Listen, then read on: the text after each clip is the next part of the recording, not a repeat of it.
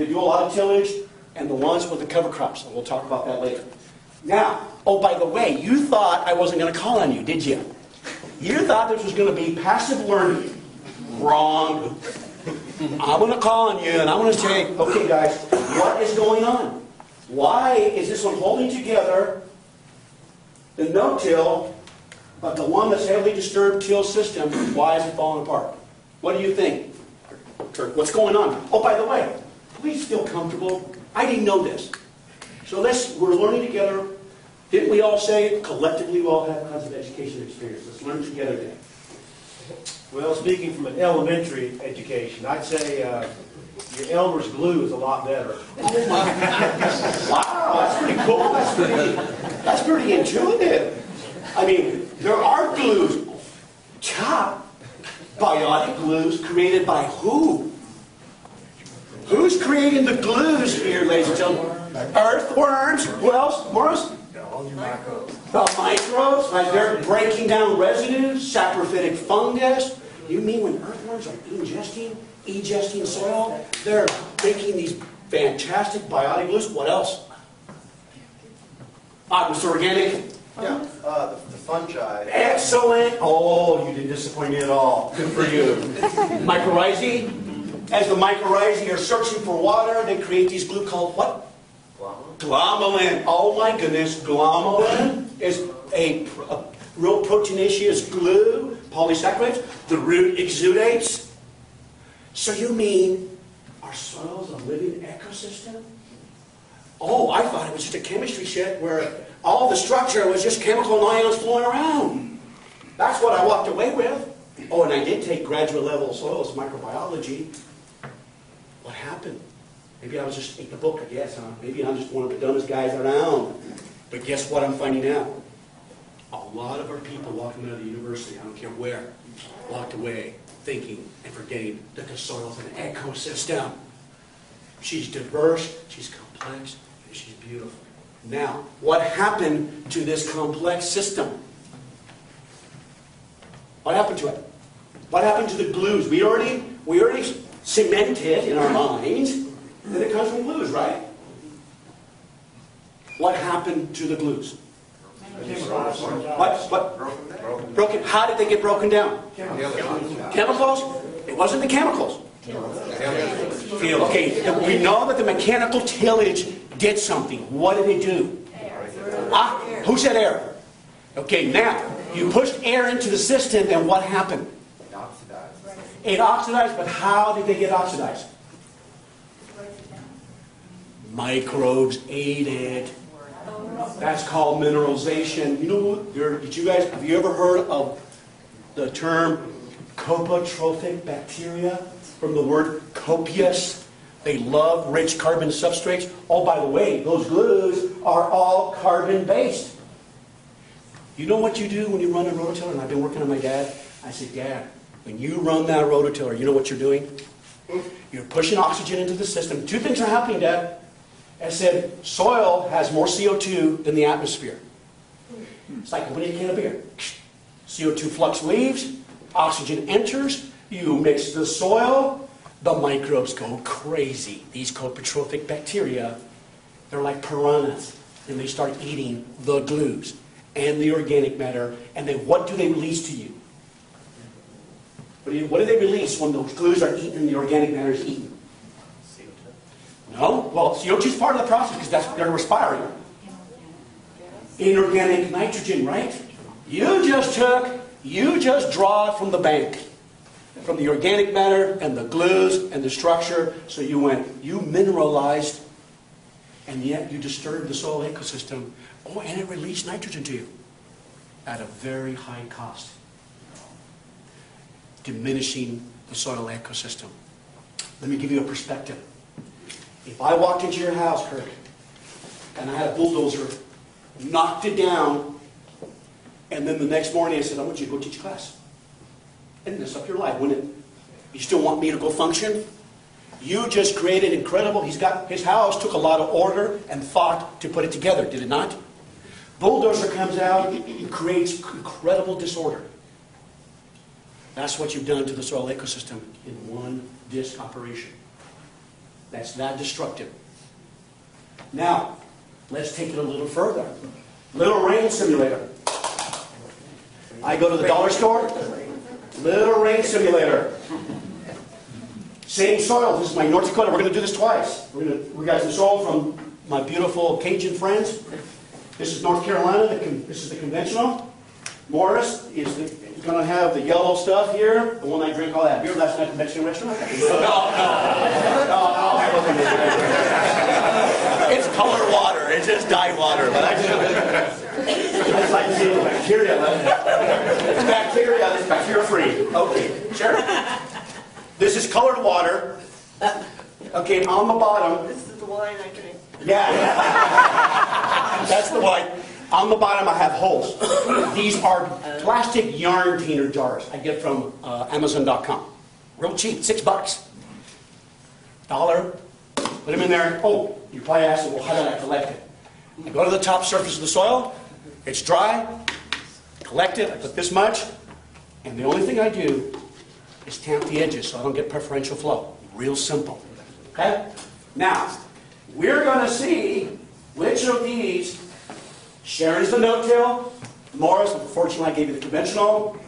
But we want to see which one allows the water to infiltrate, hit the pan on the bottom. Ready? Get out of the way. Get set. Now, and go. And let's see what happens on this system.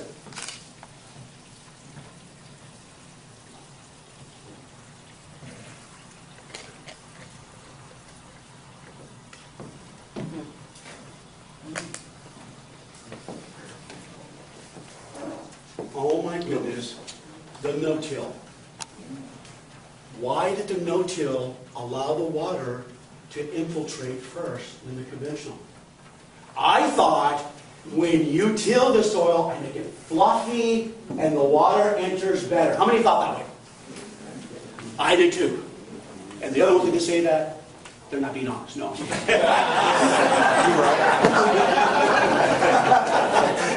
And I'm being honest with myself because I designed an $80,000 pivot. Farmer tilled the heck out of it. He turns the pivot on. Water runs off the pivot. I get a phone call. Don't you guys know what you're doing? Hey, what do you expect? It's government. I'm being funny. We got good government employees. Oh, by the way, if I quit my presentation in the next 15 minutes, I'm not getting paid anymore. Sorry.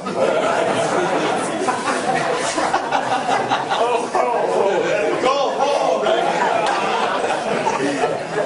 Now look up. Now, guys, why did the no-till allow the water to infiltrate? This is really important.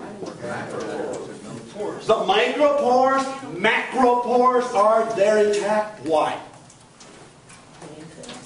You didn't oxidize them. You didn't mineralize them. They're still intact. Oh my goodness. No pores, no infiltration. No pores, no infiltration. What happened? Let me tell you, 2 years ago, we had $1,000 fertilizer, folks.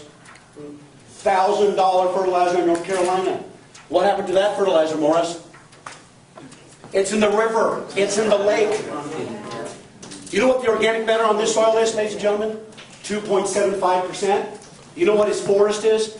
3%. You know what the neighbor's is? 0.5%. This soil is addicted to fertilizer and herbicide. This one has gleaned itself. It is getting healthier and healthier and healthier. What we're going to learn today is how to make that soil system healthy using our tools. Now you see why I had to do this first? Can't talk about tools if you don't understand the most important resource on your farm is your soil. It's not about the cool. It's not about the cows. It's not about the drill. It's not about the tools. It's about making it healthy. It cycles nutrients. Now, we're going to do one more. We're going to see if it works in Louisiana. Yes, ma'am. Go ahead and ask a question. Any questions, guys? Why is it that this didn't all Okay. like that? Why is this clear? The glues are holding it intact. Because you hold the But glues. the glues are all... Now, let me explain this. Morris, you're excited. Go ahead and tell her. Well, this right here is absorbing the water. It's absorbing the water. It's there. It's not a cost. I had one farmer come up to me and says, "You did something. You stuck Elmer's glue." I'm from Missouri. You got to show me. You got to show me. He goes, "It's not dry. It's not wet in there." Sharon, break it up. She's going to break it up and see, did the water get it all the way through? It did, didn't it? Water entered all the way in. The glues held it together.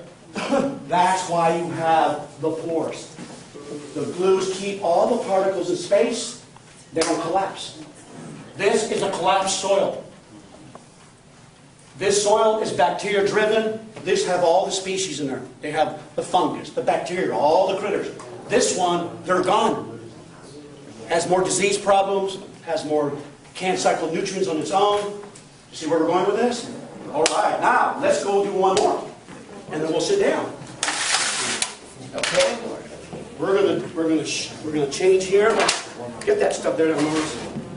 And we'll do one more. If you were going to take a soil sample, would it make a big difference the depth of the soil? Yeah, when you do a soil sample, most of the organisms are up in the upper 6, 7, 8 inches. It depends what you're sampling for. It depends what you're sampling for. Here, let's go ahead and do this.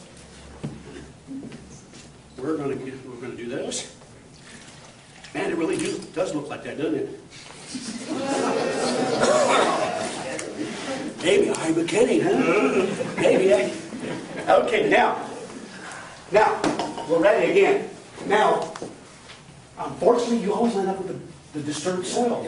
Maybe you're disturbed, huh? Maybe we are disturbed. Hey, Morris, I'm going to tell you, a lot of people said you can't work for NRCS. You're too disturbed. Okay, we're going to do the same thing.